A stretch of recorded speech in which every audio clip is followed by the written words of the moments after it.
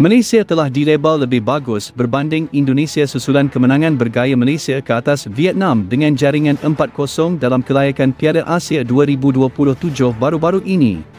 Pendapat tersebut disuarakan pundit terkenal Vietnam, Quang Huy, tampil meluahkan rasa terkejut selepas menyaksikan negaranya ditewaskan dengan jaringan besar oleh Malaysia. Malah Quang Huy turut membayangkan bahawa jika Malaysia bertemu Indonesia juga tidak mampu memberi saingan buat Malaysia yang dianggap kini sudah semakin kuat.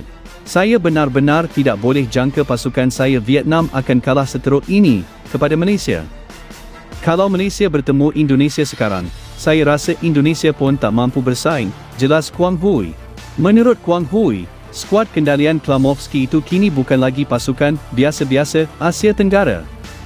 Malah, kehadiran pemain warisan dari Argentina, Brazil dan Sepanyol menjadikan Malaysia satu pasukan berkelas tinggi di rantau ini. Dalam masa sama, beliau turut menyentuh isu proses naturalisasi besar-besaran yang melibatkan beberapa negara di rantau Asia Tenggara, khususnya di Malaysia dan Indonesia.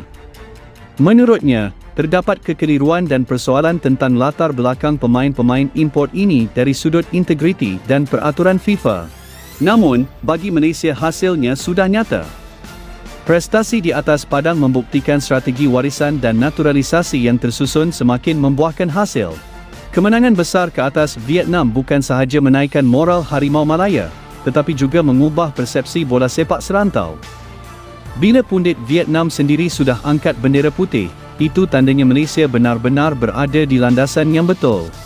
Diharap pasukan Malaysia terus kekal konsisten untuk masa-masa akan datang. Sekian, terima kasih. Kita jumpa lagi di ulasan bola sepak yang lain. Salam hormat dan Assalamualaikum.